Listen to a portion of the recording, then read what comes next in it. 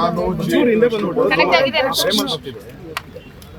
ಭೇಟಿ ಮಾಡಿದ್ದು ಇದು ಬಹಳ ಇಂಪಾರ್ಟೆಂಟ್ ಜಂಕ್ಷನ್. ಇಲ್ಲಿಂದನೇ ಪ್ರಾರಂಭ ಆಗೋದು, ಇಲ್ಲಿಂದನೇ ಹೋಗಿ ಎಲ್ಲ ಕಡೆನೂ ಆಗ್ತಾ ಇದೆ. ಸೊ ಇವರು ಅನೇಕ ಕೋರ್ಟ್ ಆರ್ಡರ್ಗಳು ಅಂತ ಅಂದ್ಬಿಟ್ಟು ಅಬ್ಸ್ಟ್ರಕ್ಷನ್ ಮಾಡ್ತಾ ಇದ್ದಾರೆ. ಆಮೇಲೆ ನಮ್ಮ ಆಫೀಸರ್ಸ್ಗೆಲ್ಲ ಇವರು ಕೋಪರೇಟ್ ಮಾಡ್ತಿದ್ದಾರೆ. ಅದಕ್ಕೆ ನಾನು ಹೇಳಿದ್ದೀನಿ, ಡಿಸಾಸ್ಟರ್ ಮ್ಯಾನೇಜ್ಮೆಂಟ್ ಅಲ್ಲಿ ಎಲ್ಲ ವಾರ್ಡ್ ಬಿಸಾಕಿ ನೀರು ಫ್ಲೋ ಆಗಬೇಕು.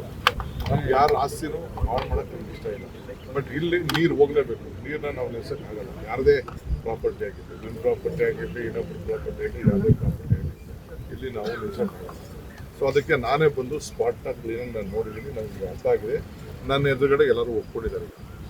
ಸೊ ನಮ್ಮ ಆಫೀಸರ್ಸ್ಗೆ ಇವ್ರ ಹತ್ರ ಕೂತ್ಕೊಂಡು ಮಾತಾಡಿ ಅವ್ರ ಬಿಲ್ಡಿಂಗ್ಗಳನ್ನೇನು ಹೊಡೆದಾಕಕ್ಕೆ ನಮ್ಗೆ ಸದ್ಯಕ್ಕೆ ಇಷ್ಟ ಇಲ್ಲ. ಬಟ್ ನೀರಂತೂ ಹೋಗ್ಬೇಕಲ್ಲ, ನೀರು ಹೋಗೋದಕ್ಕೆ ಅವರು ಸೊಲ್ಯೂಷನ್ ಎಲ್ಲರೂ ಕೊಡಲೇಬೇಕು. ಸೊ ಅದಕ್ಕೆಲ್ಲರೂ ಒಪ್ಕೊಂಡಿದ್ದಾರೆ. ಇನ್ನೊಂದು 2-3 ಪಾಯಿಂಟ್ ಇದೆ. ಆ ಪಾಯಿಂಟ್ ನಾನು ನೋಡ್ತೀನಿ. ನೋಡ್ಬಿಟ್ಟು ಈಗ ಅದನ್ನು ಕೆಲಸ ನಾವು ಮಾಡ್ತೀವಿ. ಯಾಕೆಂದರೆ ಇಲ್ಲಿ ಶುರು ಆಯಿತು ಅಂದರೆ ಕೊನೆಯವರೆಗೂ ಲಾಸ್ಟ್ವರೆಗೂ ಪ್ರಯತ್ನ ಮಾಡ್ತೀವಿ. ಇಲ್ಲೇ ನಿಲ್ಲಿಸ್ಬಿಟ್ಟು ಅಲ್ಲಿ ಮೇಲ್ಗಡೆ ಸಮಸ್ಯೆನ ಪ್ರಾಬ್ಲಮ್ ಆಗ್ತಿದೆ. ಅದಕ್ಕೆ ಎಲ್ಲರೂ ಅವ್ರದ್ದೇನಾಗಿತ್ತು ಅಂದ್ರೆ ಅವ್ರು ಕಾಂಪನ್ಸೇಷನ್ ಕೊಡ್ತೀವಿ. ಸಪೋಸ್ ಅವ್ರು ಕೋರ್ಟ್ ಆರ್ಡ್ರು, ದಾಖಲೆನೋ, ಕೇಸು ಏನೇನೋ ಮಾಡ್ಕೊಂಡಿದ್ದಾರೆ, ಅದಕ್ಕೆಲ್ಲ ಏನು ಬೇಕಾದ್ರೆ ಕಾಂಪನ್ಸೇಷನ್ ಕಾಲುವೆ ಇಲ್ಲದೆ ಹೋದ್ರೂ ನೀರು ಹೋಗಕ್ಕೆ ದಾರಿ ದಾರಿಯಲ್ಲಿ ಬಿಜೆಪಿ ಅವರು ನಿನ್ನೆ ಕಸದ ಸೆಸ್ ಎಲ್ಲ ಕಡಿಮೆ ಮಾಡಬೇಕು ಅಂತ ಹೇಳಿ ಪ್ರತಿಭಟನೆ ಅವರು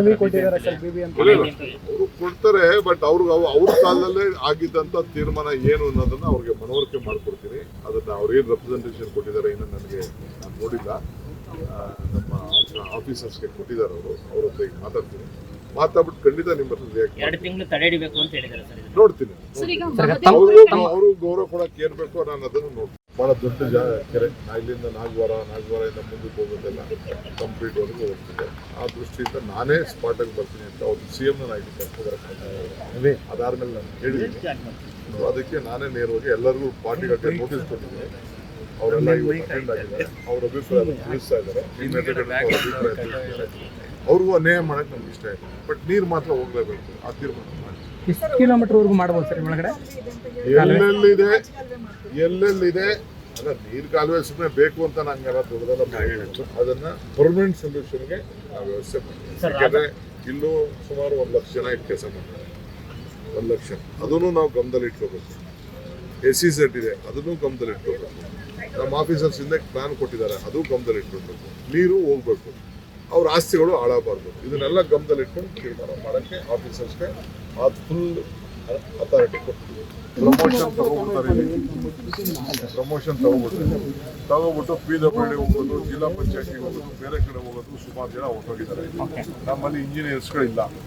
ಈಗೆಲ್ಲ ಇಂಥ ಕೆಲಸಕ್ಕೆಲ್ಲ ಎಮರ್ಜೆನ್ಸಿ ನಮ್ಗೆ ಇಂಜಿನಿಯರ್ಗಳು ಬೇಕು.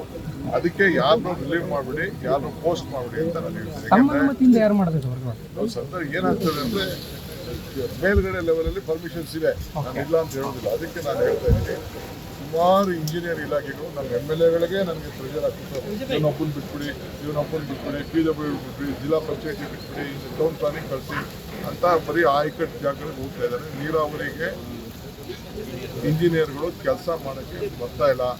ಆ ದೃಷ್ಟಿಯಿಂದ ನಾನು ಯಾರನ್ನೂ ರಿಲೀವ್ ಮಾಡಬೇಡಿ, ನಾನು ತಿಳಿಸ್ತೆ ಅಂತ